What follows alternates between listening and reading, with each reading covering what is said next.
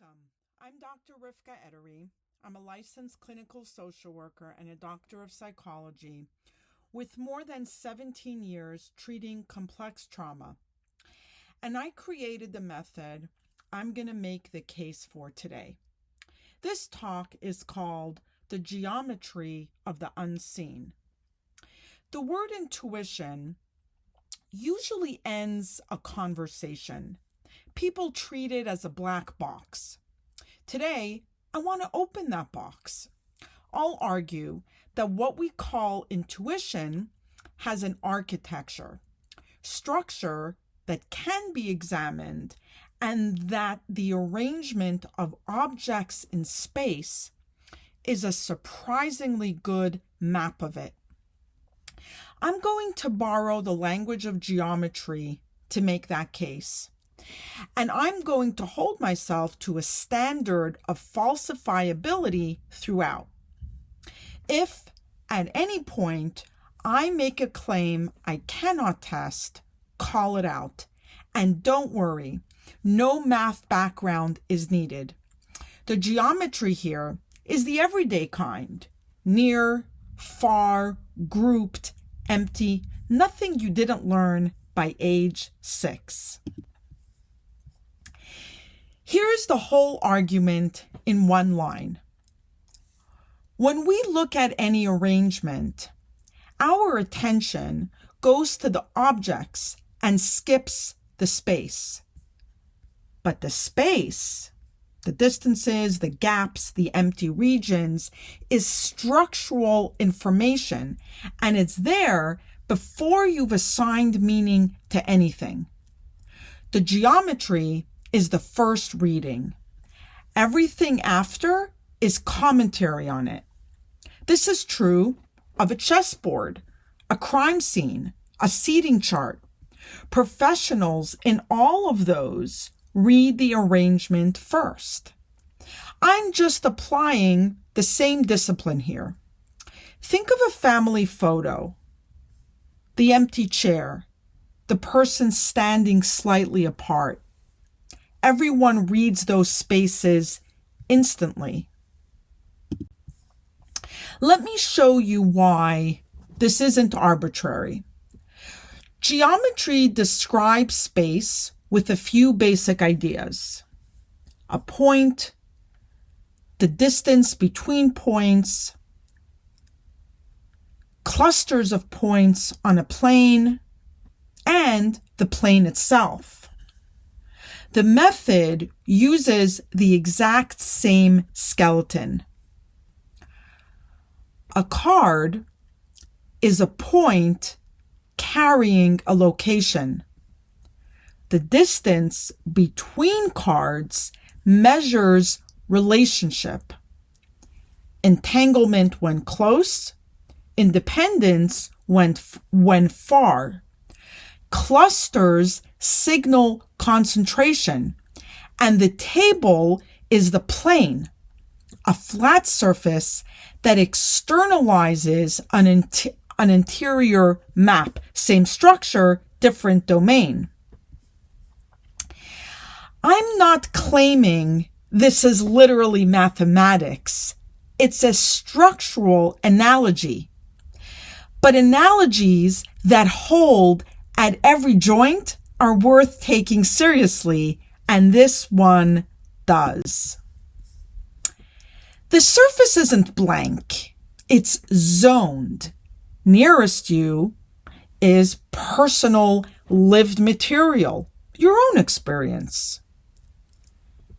The middle band is the edge, boundaries, thresholds, things entering or leaving.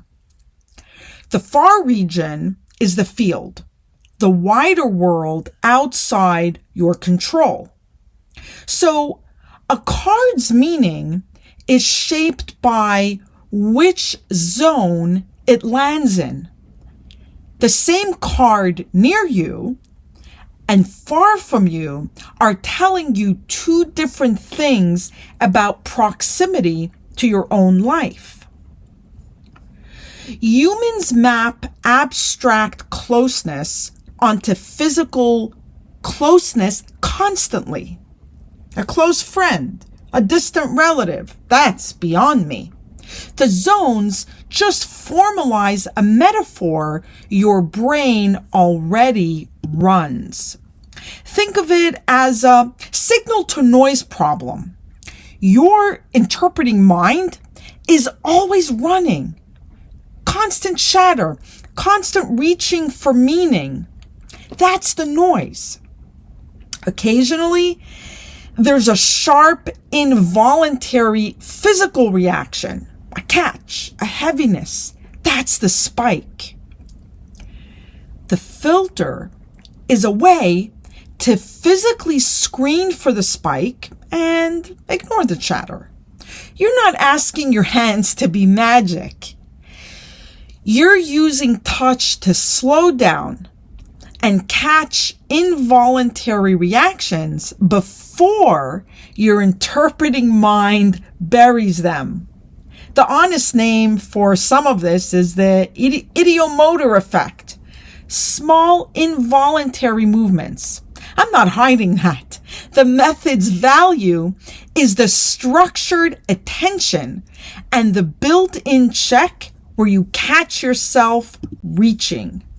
The filter gives you a small, clean data set. 2 signals mean keep this. A sharp catch or a sustained heaviness. A flat nothing means discard. And there's a hard constraint. Between 3 and 7 active cards. Fewer than 3, and there's no structure to read.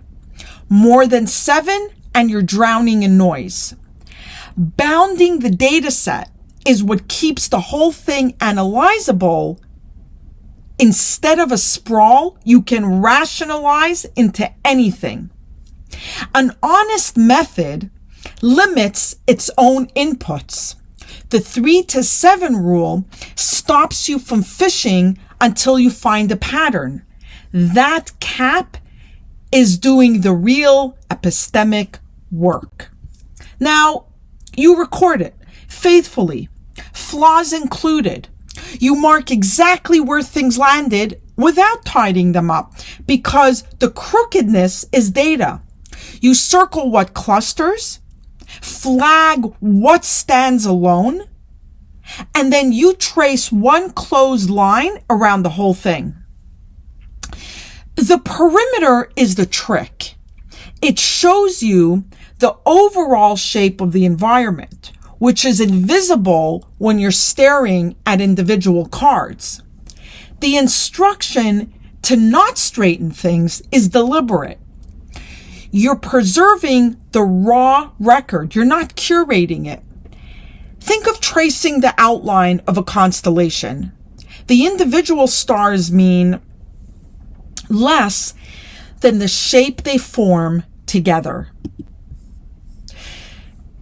Interpretation runs in a fixed order. And notice where it ends.